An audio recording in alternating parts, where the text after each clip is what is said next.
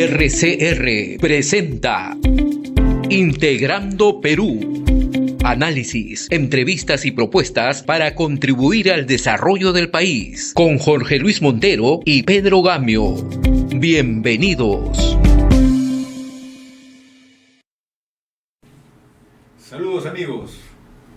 Hoy tenemos a un invitado especial, a un distinguido miembro del Tribunal Constitucional, el doctor César Ochoa, a quien conozco desde los años universitarios, y es verdaderamente una oportunidad de plantear muchas inquietudes a propósito de este poder tan importante del Estado Democrático peruano. Adelante, Jorge. Bienvenidos amigos de Integrando Perú, nuestra emisión número 24 con el doctor César Ochoa Kardich, magistrado del Tribunal Constitucional, y después estaremos con la doctora Mirta Vázquez Chuquilín, expresidenta del Consejo de Ministros y presidenta interina del Congreso de la República en el Gobierno de Transición y Emergencia. Bienvenidos. Vamos adelante con las preguntas. Entonces, César, bienvenido.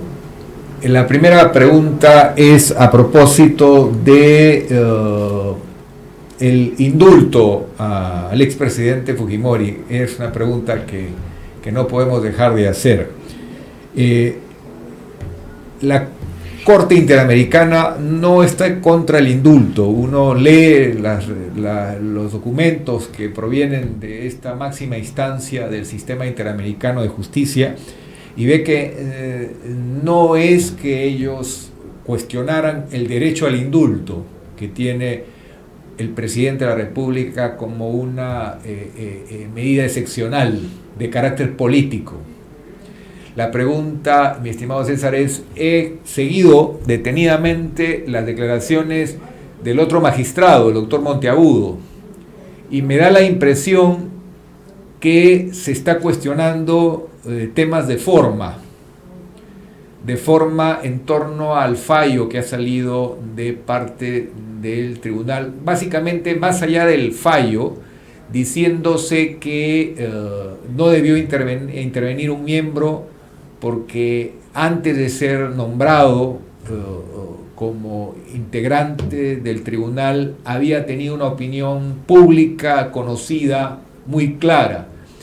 Él a su vez se ha explicado diciendo que sí, que hizo valer en el seno de la sesión de ustedes este impedimento que él consideraba, pero que en un momento determinado él no participó, pero luego el colectivo lo liberó de esa excepción y por esa liberación él pudo votar en un tema en el que en principio él reconocía que había adelantado opinión, no siendo miembro del Tribunal Constitucional. La pregunta es: nos estamos centrando en un problema de procedimientos y de formas que puede traer consecuencias serias para el país, porque las formas en el derecho también importan. ¿Cuál es vuestra opinión al respecto? Buenas tardes, Pedro. Buenas tardes, amigos. Antes de ir directamente a tu pregunta, habría que explicar algunos antecedentes, ¿no? Fue el anterior pleno del Tribunal Constitucional el que en 2022 emitió una sentencia en un habeas corpus del expresidente Alberto Fujimori, declarándolo fundado y ordenando su excarcelación. Frente a esta decisión del anterior pleno del Tribunal Constitucional, la Corte Interamericana emitió una resolución en el marco de este procedimiento de supervisión de cumplimiento de sentencia del caso Barrios Altos y La Cantuta, ordenando al Estado peruano que se abstenga de implementar esa sentencia. Durante todo este tiempo, con el actual colegiado se mantuvo ese status quo, ¿no? Y es a fines de noviembre que se agenda este tema de un auto, es decir, una resolución de trámite, disponiendo que se remitan los actuados al juez de ejecución de ICA. Fue entonces que el magistrado Monteagudo y yo formulamos votos singulares cada uno. En mi opinión, el juez de ejecución de ICA no debía implementar en modo alguno esa sentencia de habeas corpus, estando vigente una resolución de la Corte Interamericana de Derechos Humanos, que conforme al artículo 8 del título preliminar del nuevo Código Procesal Constitucional, es una resolución imperativa, vigente y de aplicación, es fuente de derecho para los procesos constitucionales. El juez de ICA les devolvió el expediente y hace algunos días suscribieron 4 magistrados el auto que podríamos llamar auto número 2, ¿no? 3 votaron por la excarcelación del expresidente Fujimori y 1 votó en el sentido que se regrese el expediente al juez de ICA. Pues bien, este último auto fue realizado sin haber cumplido con el quórum de sesión, de pleno, que conforme la ley orgánica del Tribunal Constitucional es de 5 miembros. Eso es lo que yo observé en declaraciones a los medios de comunicación. Pero es parecido a lo que ha observado el doctor Monteagudo, ¿no? Es parecido a lo que ha observado. Monteagudo entiendo que también declaró, yo comento lo que yo he declarado. Me llamaron los medios, me insistieron por qué yo no había votado y les expliqué. El quórum conforme a la ley orgánica del Tribunal Constitucional es de 5 miembros. Entonces, se debió convocar al pleno por los 5 miembros. Diferente puede ser el quórum de acuerdo. Es decir, se puede determinar en el curso de la sesión que determinado asunto deben conocerlo, por ejemplo, los 4 miembros, porque en el antecedente 2 ya habían emitido voto singular, por ejemplo. Eso ocurre frecuentemente, por ejemplo, con las aclaraciones, ¿no?, de sentencia. Quienes votan son quienes emitieron la sentencia, no quienes emitieron votos singulares. Pero siempre se respeta el quórum de sesión. Y el quórum de sesión es de 5 miembros. Aquí han sesionado 4. No conocemos cuál fue la agenda, cuándo fueron convocados y por qué razones excluyeron a 2 miembros del Tribunal Constitucional. Y esto lo van a discutir en tan pronto haya otro pleno. Claro, eso es lo que yo he observado ante los medios de comunicación, porque revisen ustedes la ley orgánica del Tribunal Constitucional. No hay que confundir quórum de sesión con el quórum de acuerdo, porque no puede haber sesión válida si no se cumple previamente con el quórum de sesión. Entonces, el tema, aquí ha habido un acuerdo sin quórum de sesión. El tema es que por distintos argumentos, por distintos argumentos y matices, ambos tienen observaciones al procedimiento para llegar a una decisión de mayoría. ¿Es así? Claro, el doctor Monteagudo ha formulado un pedido de nulidad, ¿no? Y él ha expuesto sus argumentos y ahí ha expuesto también el tema de la intervención de un magistrado que había intervenido en el proceso del habeas corpus de Fujimori como amicus curiae. Esa es una observación que ha planteado el magistrado Monteagudo, ¿no? Ahora, puede ocurrir que la Corte... Esto tendrá que discutirse, debatirse en una nueva sesión de pleno que deberá convocar en su oportunidad el presidente del Tribunal Constitucional.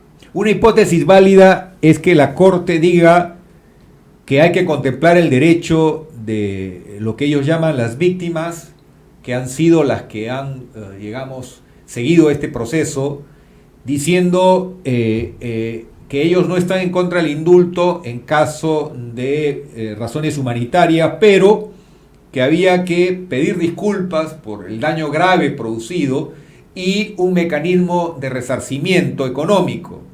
Estas dos cosas fueron, digamos, las condiciones que uno lee de la decisión de la Corte, y por la salud del Estado de Derecho en el Perú, mi pregunta es, ¿la Corte puede recoger los argumentos de estos integrantes en minoría como argumentos adicionales a su observación, en el sentido de que estos errores procesales hacen que el Perú se ponga fuera del sistema por algo que verdaderamente es subsanable?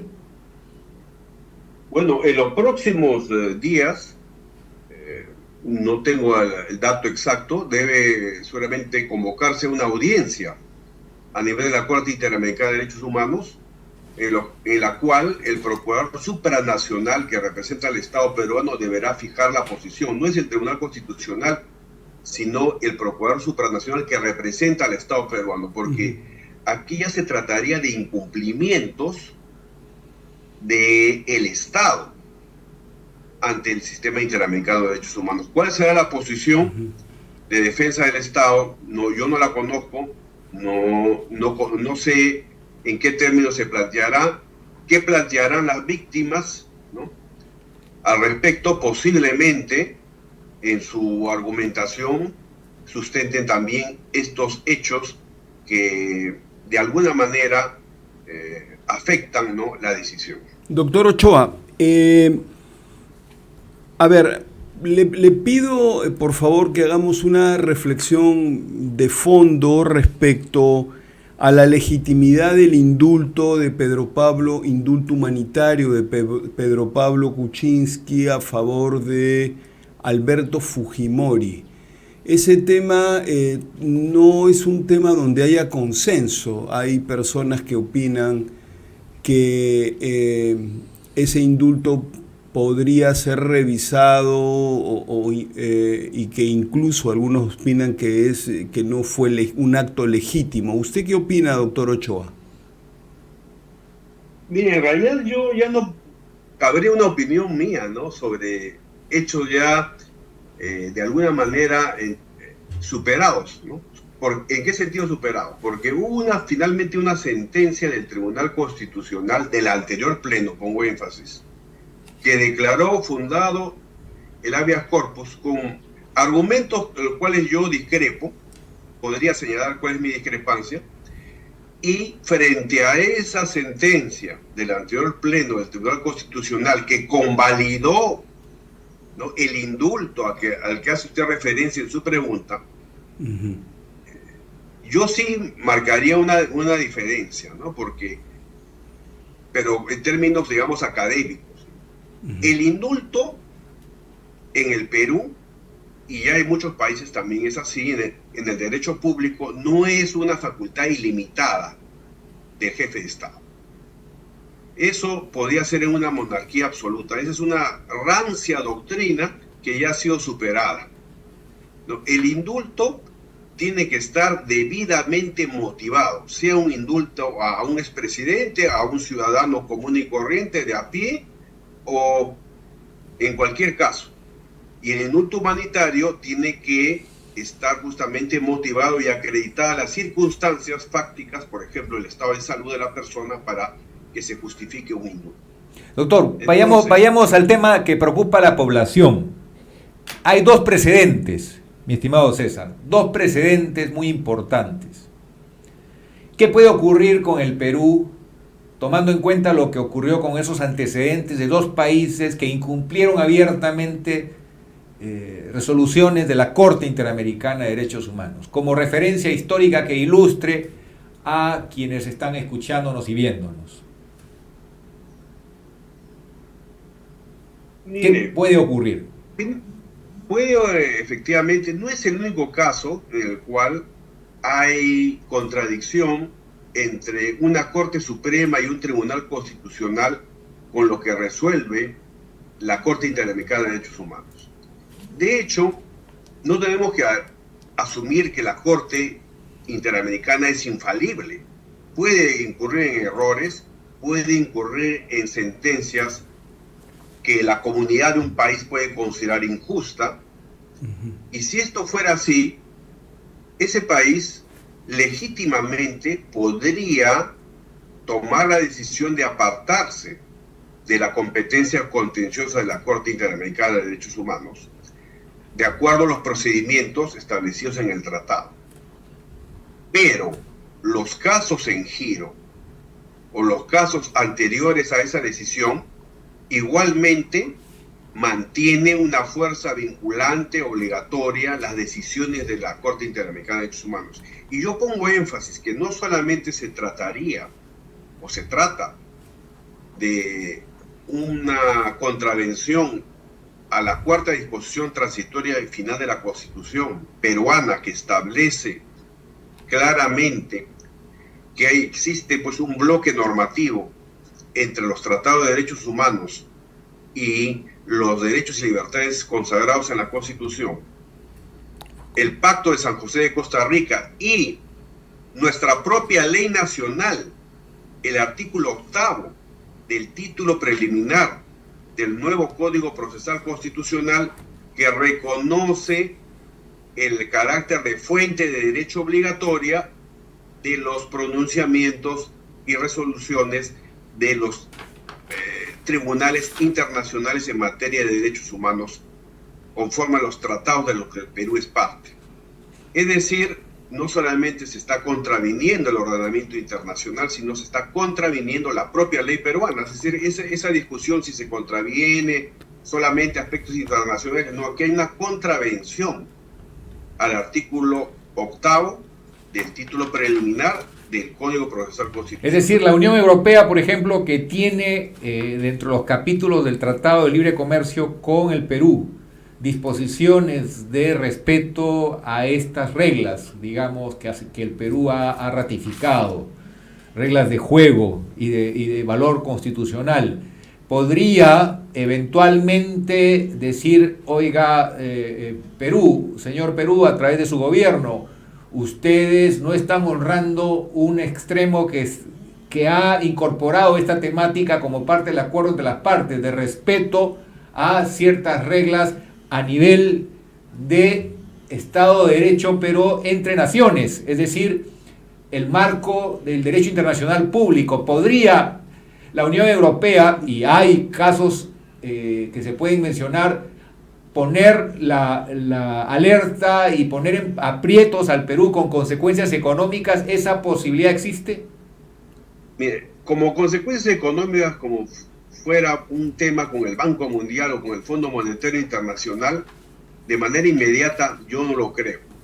Sin embargo, la reflexión que usted plantea, amigo Pedro, es efectivamente correcta, porque los tratados internacionales se basan en el principio de la buena fe.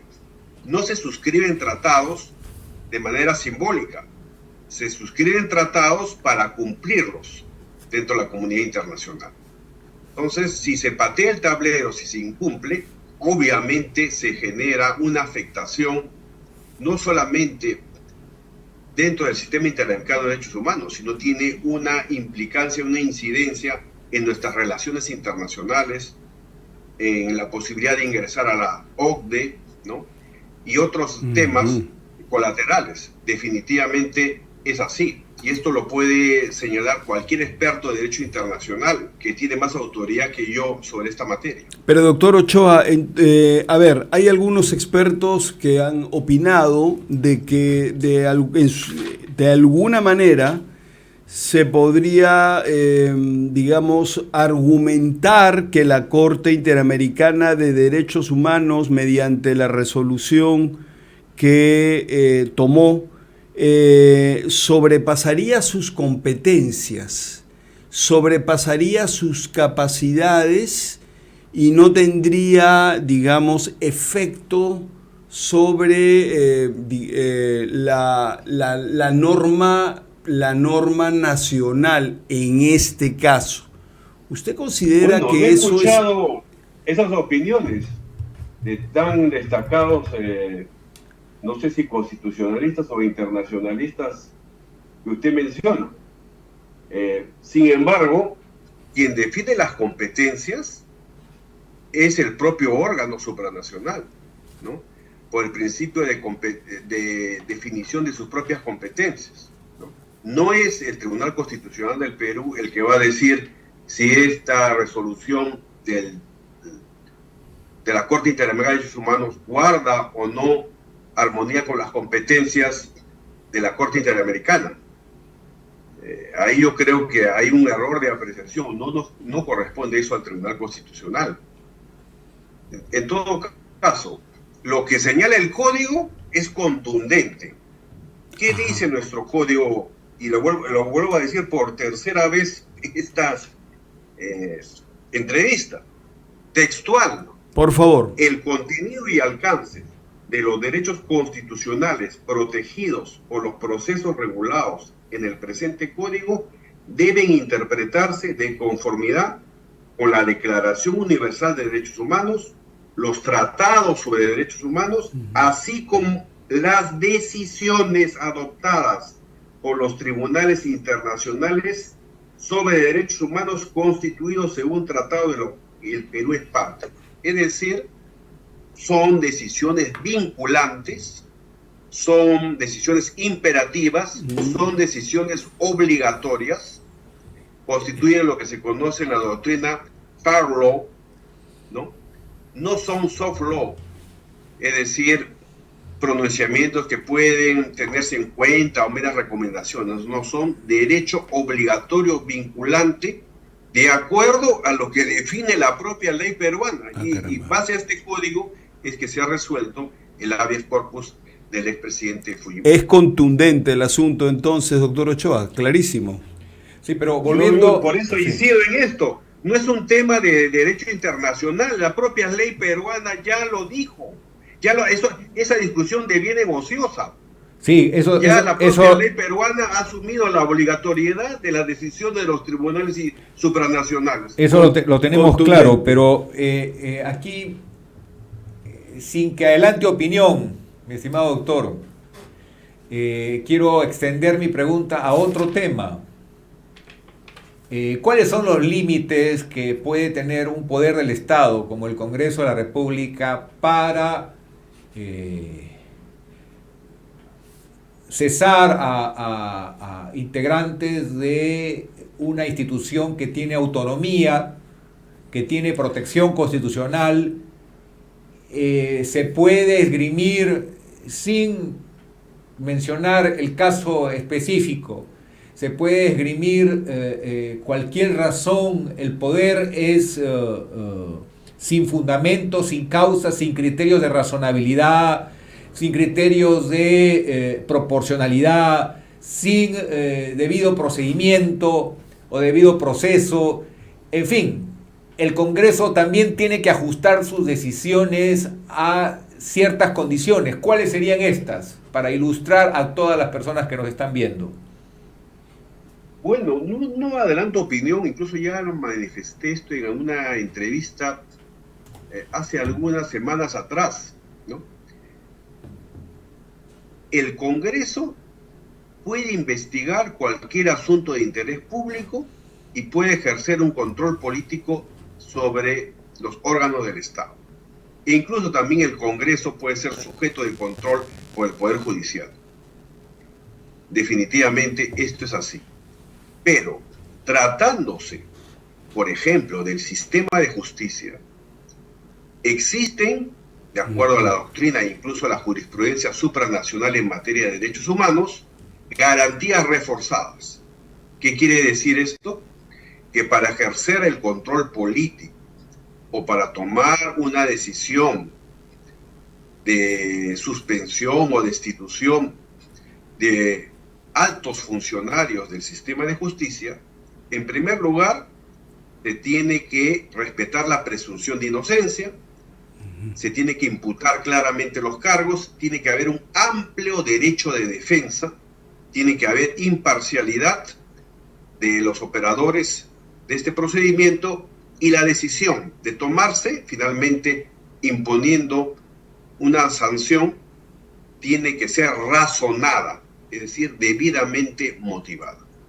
Y esto por reiterada jurisprudencia, no solamente del Sistema Interamericano de Derechos Humanos, sino la propia jurisprudencia del Tribunal Constitucional, ¿no?, sobre los procedimientos parlamentarios. El tema es, entonces, no es que el Congreso puede hacer lo que quiera, tiene que hacer las cosas respetando ciertos principios y garantías esenciales que recoge la propia Constitución Política del Estado vigente. Entonces, la semántica es muy clara, la diferencia entre falta grave y falta leve, cuando se trata de individualizar la responsabilidad de quienes tienen la competencia autónoma de responder a un mandato en competencias específicas dentro de las distintas instituciones autónomas que consagra la Constitución Política del Estado vigente. Entonces ahí viene mi pregunta. Si se diera una transgresión en cualquiera de los casos donde hay riesgo, el Tribunal Constitucional es quien en el ámbito interno tiene el deber de decirle al Congreso: te estás excediendo en el uso de tus facultades, y puede el Tribunal Constitucional ponerle un freno a ese exceso. ¿Es así? Yo iría más amplia la respuesta. El Tribunal Constitucional, como bien sabes, Pedro, es el órgano de cierre del sistema. También le corresponde al Poder Judicial, a través de un proceso de amparo, en el cual se invoquen violación o afectación de derechos fundamentales, a pronunciarse. Y si se incumple ese fallo judicial, y si se incumple la decisión judicial, ustedes también tendrían allí que intervenir, porque significa un desacato a un mandato de otro poder del Estado que tiene también prerrogativas.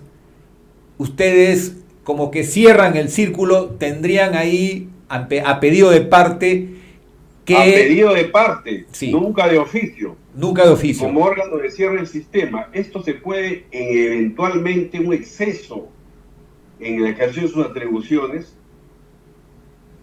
del Congreso puede ser rectificado por el Poder Judicial. Ahora estamos pensando que todo lo hace el Tribunal Constitucional. No es así. Los jueces del Poder Judicial son jueces constitucionales. No todo tiene que resolverlo el Tribunal Constitucional. En última instancia, vía un recurso de la Galería Constitucional, podríamos eventualmente conocer. Y el precedente que existe en nuestro país, en el que se intentó cesar a miembros del tribunal hace algunos años, y que tuvo el respaldo del sistema interamericano y los repuso, ¿ese precedente tiene un carácter vinculante para el derecho peruano? Sí, definitivamente. Ahí tenemos la jurisprudencia supranacional, el caso que has mencionado, Pedro, emblemático, como dicen muchos, de el Tribunal Constitucional del Perú. Y sobre procedimientos parlamentarios, ha habido jurisprudencia del Tribunal Constitucional en el caso Tineo, en el caso Toledo, donde se señalan claramente pautas sobre el debido proceso parlamentario.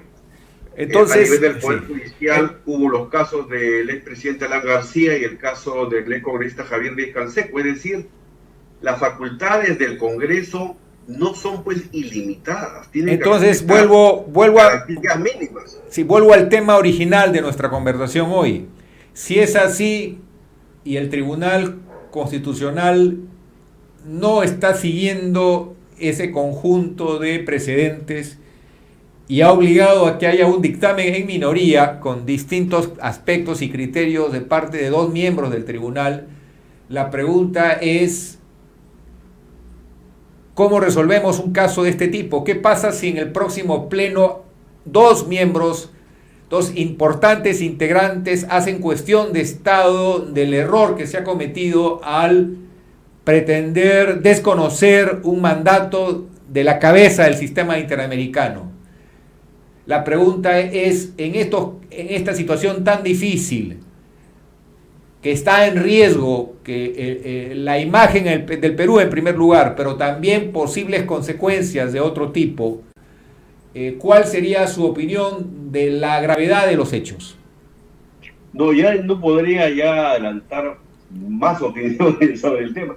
Ya tenemos el pedido de nulidad del magistrado Monteagudo, que se analizará. No sabemos si las víctimas también presentarán un pedido de nulidad. Habrá que debatirlo y finalmente la decisión es en mayoría. Así funcionan los colegiados. Muchísimas gracias, César. Doctor Ochoa, usted nos ha ayudado a aclarar el contexto de un tema tan importante y algunas inquietudes, salvando su derecho a no adelantar opinión. Espero que haya una segunda oportunidad y otras más. Muchas gracias. Gracias, magistrado Ochoa. Muchas gracias por invitarme y seguimos en contacto. Hemos presentado Integrando Perú. Retornamos en nuestra próxima edición con más entrevistas y el análisis para contribuir al desarrollo de nuestro país.